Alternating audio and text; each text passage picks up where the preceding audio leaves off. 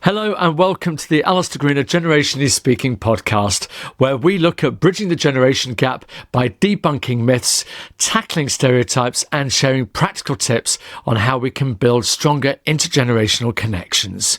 Today's guest builds AI workflows with his team, delivering intelligent agentic systems that replace manual work and drive real scale. Well, it's a real pleasure today to talk to the founder of Get AI Powers, George Cairns. Hi, George. Hello. First of all, Hi. You can tell me what agentic means.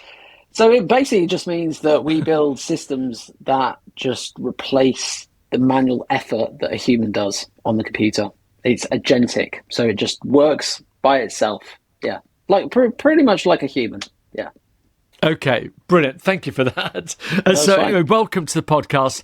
It's great to talk to you. I'm really excited to be talking about AI with you because it's on the tip of everybody's tongues today, whether it's through confusion, whether it's through just sheer intrigue, but we all know it's here to stay and it's going to be very much part of our future lives. And we're certainly going to talk in a while about the different generations, their interaction with AI and, how you in your work can help us all get closer, and maybe AI is the way to do that.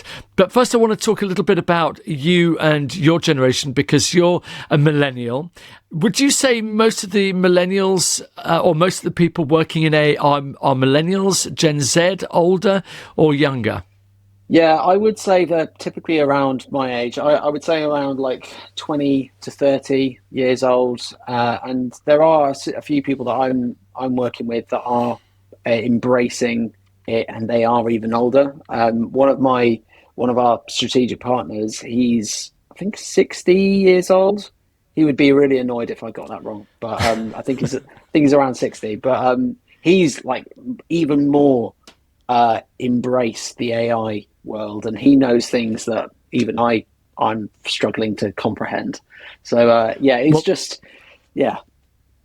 That backs up some of my research that I did for my book, which showed that actually a lot of Gen X and boomers are far more into technology and innovation than people often give them credit for. So that's really, really good to hear. I think it's because the older generation have gone through so many developments over the years. They went through the .com boom, so they're used to whole infrastructure changes, digital revolutions.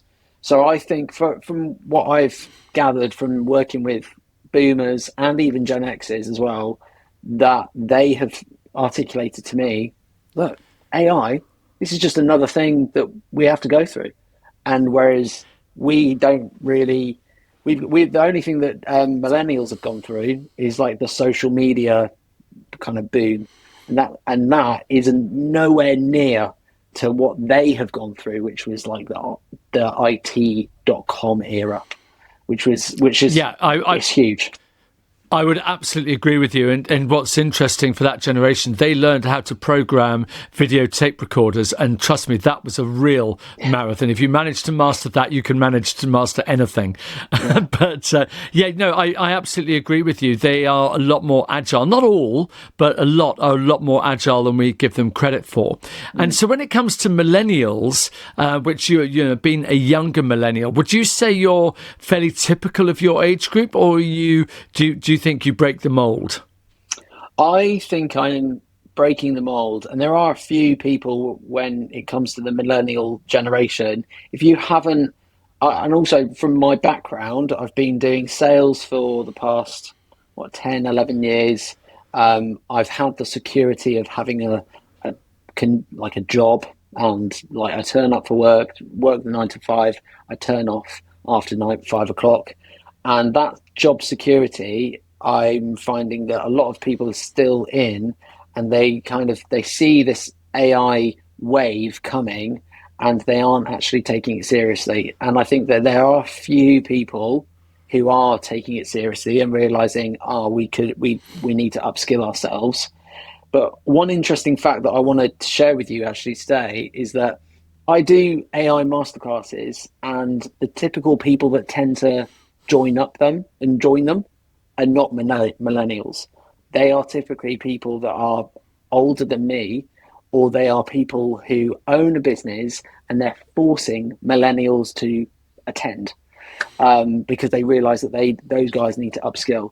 I'm trying to promote these workshops all the time, and I'm saying to people, look, if you are in a 9 to 5 job and half of your job is sitting at a computer, you need to upskill yourself and start learning things that AI can teach you, so you have job security and you're dependable and you're malleable to a business. And I think that there's so many people that are in my situation, like previously before I started this agency, that are sitting there not realizing what's just an arm's length away. They could just easily upskill themselves, and people are just, I don't know, I think they're a bit afraid. I don't know how they're feeling, really.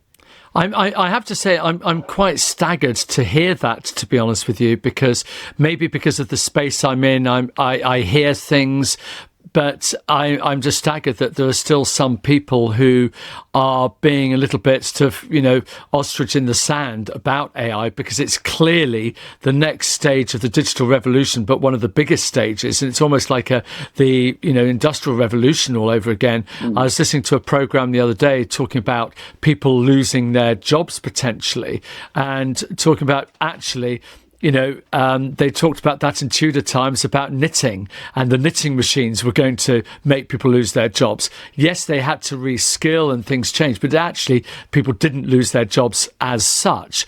I mean, would you agree with that as a concept? Yeah, I think personally there will be a position where people will lose their jobs. But then when the companies realize that they just got rid of loads of people, they'll then realize, oh no, we still need those people to do this. And then we still need those people to have the one-to-one interactions with our customers. So then they'll have to rehire again. And I think what I'm seeing with clients and other larger organizations, they end up implementing an AI system, and they're like, okay, cool, it's helping our business development reps save X amount of time. And therefore, those business development reps have more time to focus on like client interactions and things like that. Are they stopping hiring? No, they're actually just reframing their hiring kind of structure and the job spec. Instead of them saying in their job spec that they need experience with certain software and they need good IT skills, they are now like really dumbing down on the fact that that person needs human interaction skills and they need to be a very good communicator. And what about those entering the workforce? Because, of course, Gen Z, who went to university, it was just starting AI when they went, but now they're coming out. And I know there's quite a lot of anxiety around, am I going to be, is my job even going to last? Am I going to be made redundant? Is there an expectation, because I'm Gen Z, I'm young, that I will know all about AI? And in fact, I don't really know an awful lot about it. Yeah, 100%. Like, graduates are really unfortunate that they are coming out of university and they are not primed for the workspace and the job specs, and they haven't been told that this is happening. So they're coming out expecting jobs available to them, and those jobs are not available because those typical entry-level jobs are being taken over using AI. But that I don't think is, I believe that I don't think that that's AI's fault. That's neither the graduate's fault. Personally, I think it is the executives and the owners of these large organizations, that they're not realizing that these graduates still need to be employed by them. It's just that their entry-level job needs to change. The entry-level job needs to be a bit more senior, and they just need to have which they have the skills. Actually, they need to have the skills to train these graduates faster, because the entry-level jobs don't exist anymore, and they need to have the skills and the technology to train them faster, which they do have. But again, these business owners and executives, they need someone to hold their hand through this transition. And instead, they're just focused on return on investment. Let's save money by implementing AI automations. Yeah.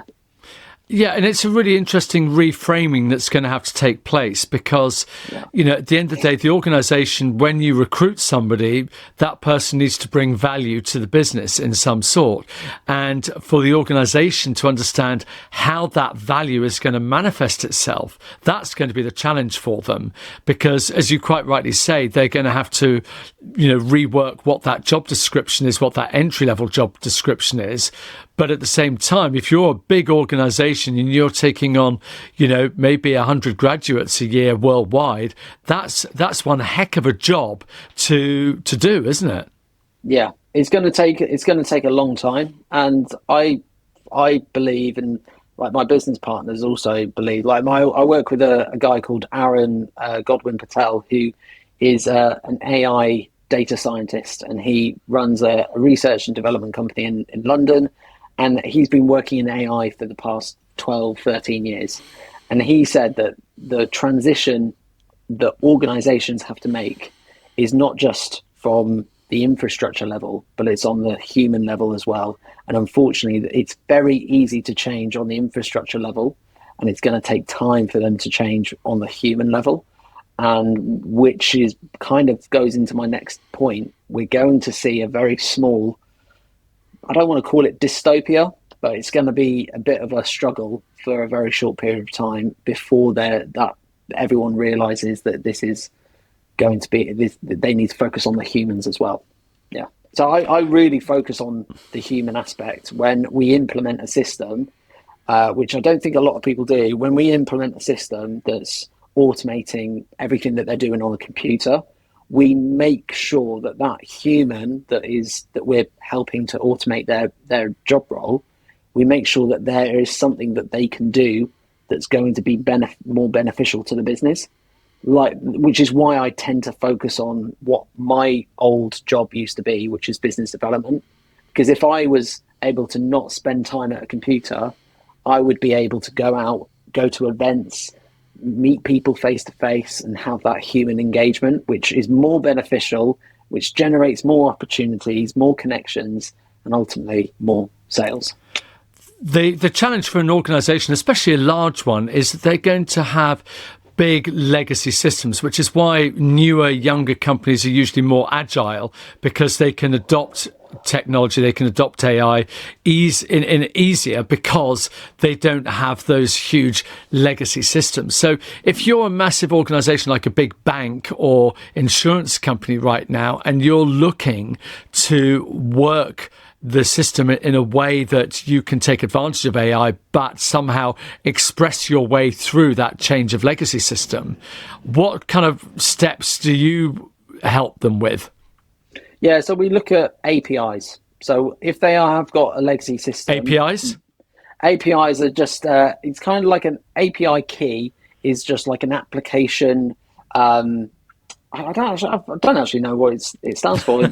Aaron knows what it stands for, but I've always thought of an API being a kind of key, and they do call them API keys. And that bit of code allows you to access a system and take information out of it and put it somewhere else. A lot of these legacy systems tend to not have good APIs. So construction companies tend to have this. Banks and mortgage companies and insurers, those platforms that they have, yes, they might be old, but they tend to have actually good APIs. But I would say that if you have a good API with the platforms that you're using, 100% anything is possible. But if you don't, you have two options: either transition to a new platform or build something yourself. And that's the option now. Yeah. That's As the we were option that you talking, I have. just looked it up. It actually stands for Application Programming Interface. There you go. There you go. So Yeah. anybody listening can now find out what that is. But let's get back to the human thing, because this is the part that obviously I find really interesting is how different generations are going to grapple with the change. Some will find it straightforward and easy, especially those who are more technically minded. Plus, of course, people themselves, they need to be agile. They need to have that, that willingness to learn. As you have said, some older people actually are. What about the young people coming into the workplace? Let's say you've joined an organization within the last couple of years and AI is emerging, it's getting to be a bigger and bigger part of that business. What sort of advice do you give them to help them keep up where they feel comfortable and not intimidated by it? Learn how to use AI so it just educates you on every other role that you could possibly do. For example, coding. As you can tell, I don't know what API means, but I know how to build a website and connect it to another website, for example, and get a platform and connect them to. How do I know that if I've got no technical expertise? It's because I've just educated myself on how to use orchestral platforms, another big word, sorry, like Make and N8N and Zapier.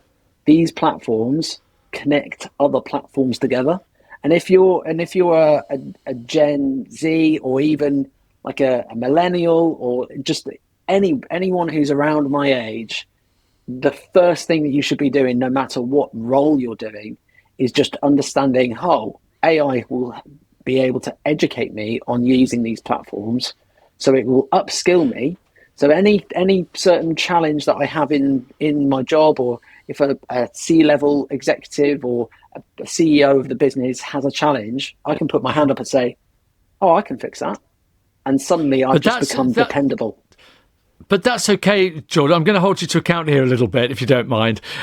Purely because, yes, that's fine. If you are of that sort of mentality, if you have that sort of viewpoint of life, there's a lot of people who are in administrative jobs. They are in jobs which are not technical. They don't need to use platforms. They are purely users. So effectively, if you like, someone today who uses social media knows nothing about the mechanics behind it and how it works. They are just a user. They might be using ChatGPT or Claude or one of the other platforms, Copilot, for example. I know quite a few companies who basically make Copilot their choice of platform for AI.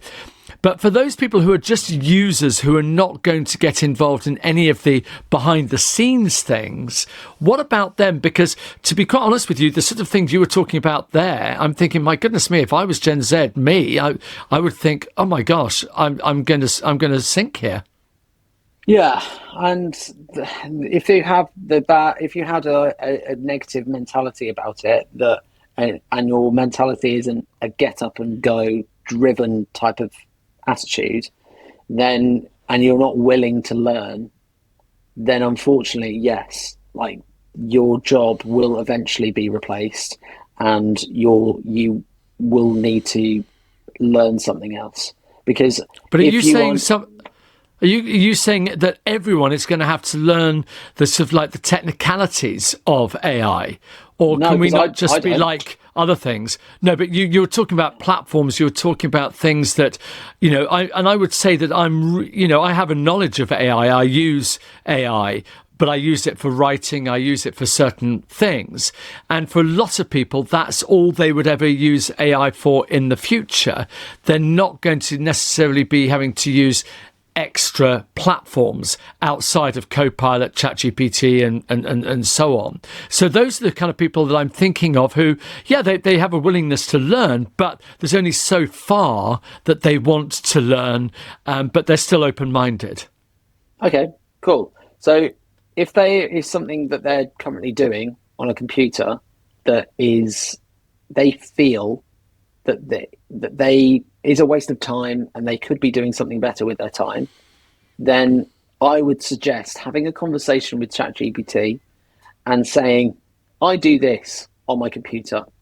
is there a better way, a more automated way of doing this? Can I automate this in some way? This process, and then suddenly you've just started to go down the rabbit hole, the educational rabbit hole, without you even realizing it. And then if they are able to have a guide from ChatGPT or Claude that says, yeah, this all you need to do is do this, do this, do this, and it's just a guide, no technical experience needed. You just follow that guide, and you can automate that process that you don't really like doing. And if they have that small little curiosity of just being like, oh, I wonder if I just have a chat with ChatGPT to see if this is possible. I mean, the people say that it's possible, but I don't know where to start. Let me see if this can guide me somehow. And oh my God, it's going to guide you. You're going to go down that rabbit hole. It's kind of a bit like YouTube, where you click on a video of someone, I don't know, showing you how to prove focaccia bread. And then suddenly you go down, you click another YouTube video and click another YouTube video, and suddenly 2 hours down the road, you're watching cats dance on a hula. Like, how did you get there? It's got kind of got the same thing when it comes to ChatGPT and asking it those questions that you're not too sure whether it's going to be able to answer it. And oh my God, it can answer it. Wow, I have to say I'm somebody who considers himself sort of reasonably sort of conversant with AI, although not in a commercial workplace environment, but just running my own business. One of the things that I think is really interesting here, if I can bring it back to the generational aspect, is how it's going to impact all of us. And I absolutely take your point that if you're Gen Z right now, you probably need to do your research, and with the help of ChatGPT and Claude, to find out what's out there in terms of AI and what you could be doing. So that's Gen Z. So that's what they can be doing. For those people who are millennials, who, let's be honest, the majority of the HR function in an organisation is probably going to be millennial nowadays, and certainly many of the senior managers are as well. For them, they're going to have to embrace, should they be bringing in external people to help them? Should they be going down the sort of research route? What kind of things should they be doing with their organisation that's going to help them become, more aware so they're not left behind?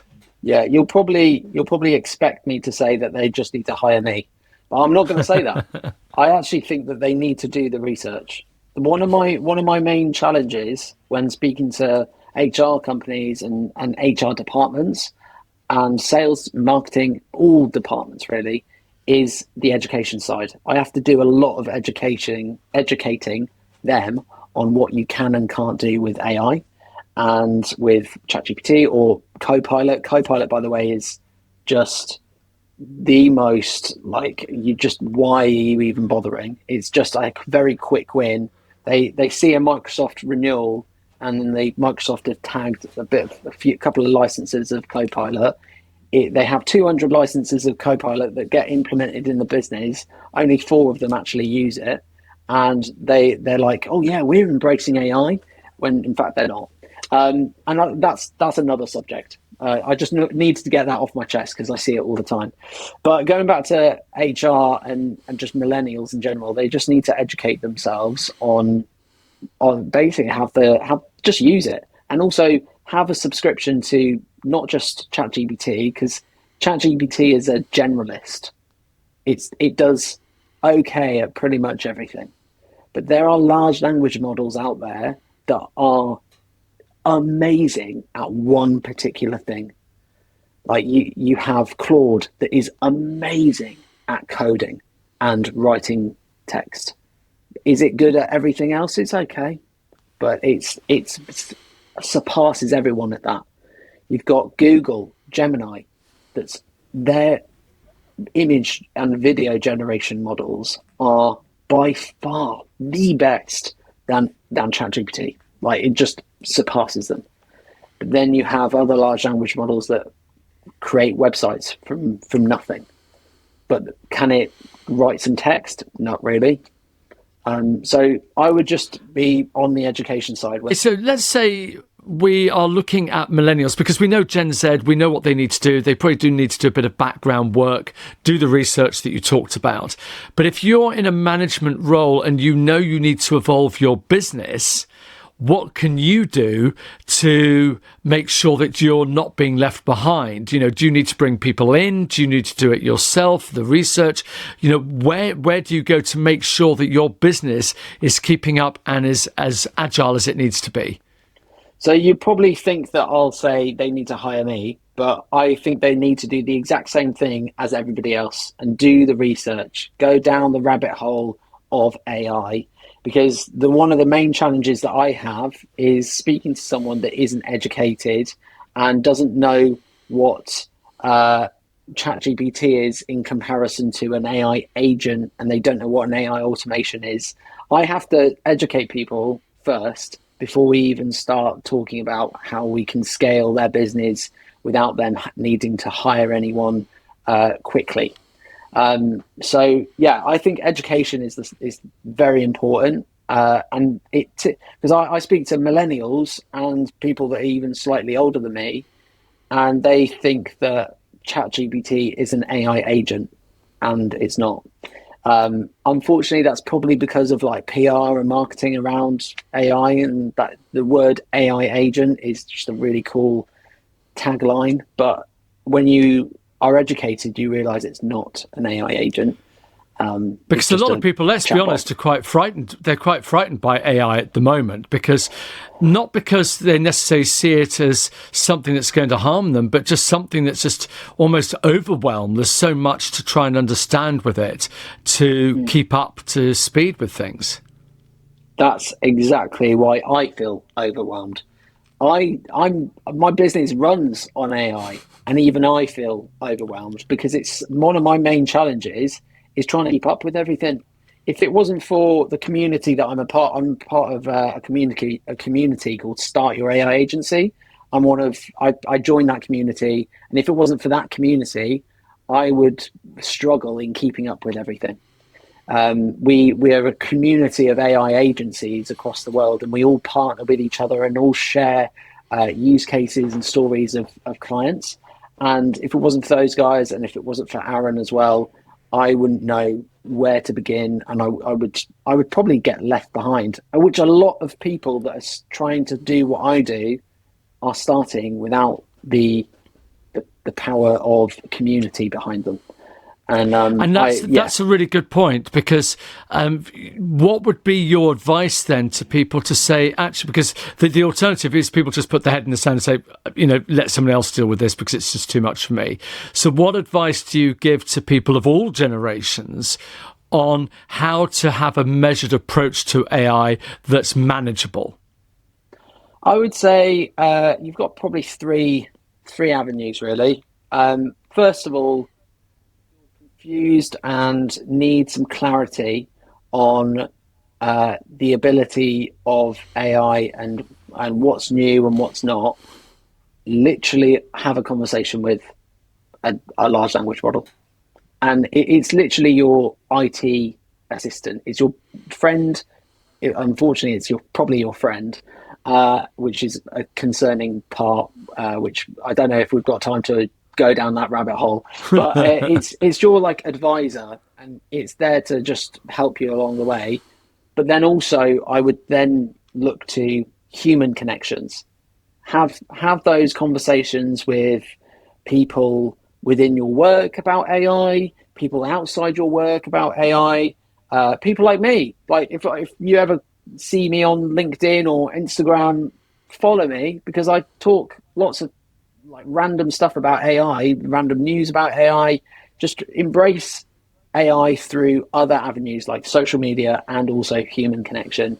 And then finally, I would, contradictory of my agency, I would also look at the other aspect of AI, the apprehensiveness, the AI safety, the kind of all these scaremongering stories of AI. It's good to also dip your toe in that, understanding that, as well as all the benefits of AI. You need to make sure that you are agnostic with all of this, and you don't put yourself in a group that is terrified of AI, because if you do, you're pretty screwed. And if you embrace AI and think that it's the best thing ever and it's going to change the world and everyone's great and everything's going to be flowers and singing, that's also a very concerning place to be as well. So you need to be in the middle. Wow, George, I must admit, I've got overwhelmed actually just having our conversation, because you suddenly realise it's that whole thing, you don't know what you don't know. And it's been a fascinating toe-dipping exercise into far deeper AI than I must admit I was even bargaining for. Thanks very much indeed for your time today. It's been great chatting to you. You've certainly given us a lot to think about. And the fact is, we need to do some legwork now and get to learn a little bit more ourselves. Yeah. Like, message me on LinkedIn and Instagram and all these avenues. I'm very active on there. But yeah, listen to podcasts, just try and embrace it, because it's so rapidly changing the world, and it's rapidly changing our generations, the generations as well. It's scary how crazy social media has changed actual generations, and especially the younger generation. And unfortunately, my son is going to be brought up in the world of AI. That's terrifying. However, if I know how to use it and how to put guardrails to it, I will feel safe about him using it, and I'll be able to teach everything that I know to him. So I'll feel safe for him to use it. Yeah. That's a whole other conversation, because you're quite right. Generation Alpha will be the AI generation without doubt, and they will grow up with it being as natural as social media is to Gen Z today. George, thank you very much indeed. We could carry on talking. Yeah. We could.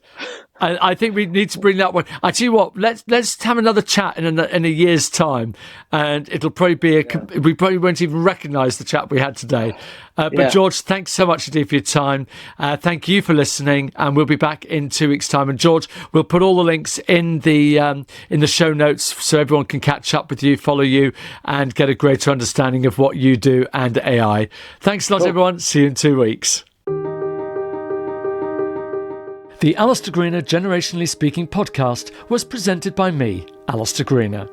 It was recorded at Granary Studios and produced by James Jones. Please follow us and leave us a review wherever you get your podcasts. To find out more, visit generationallyspeaking.co.uk.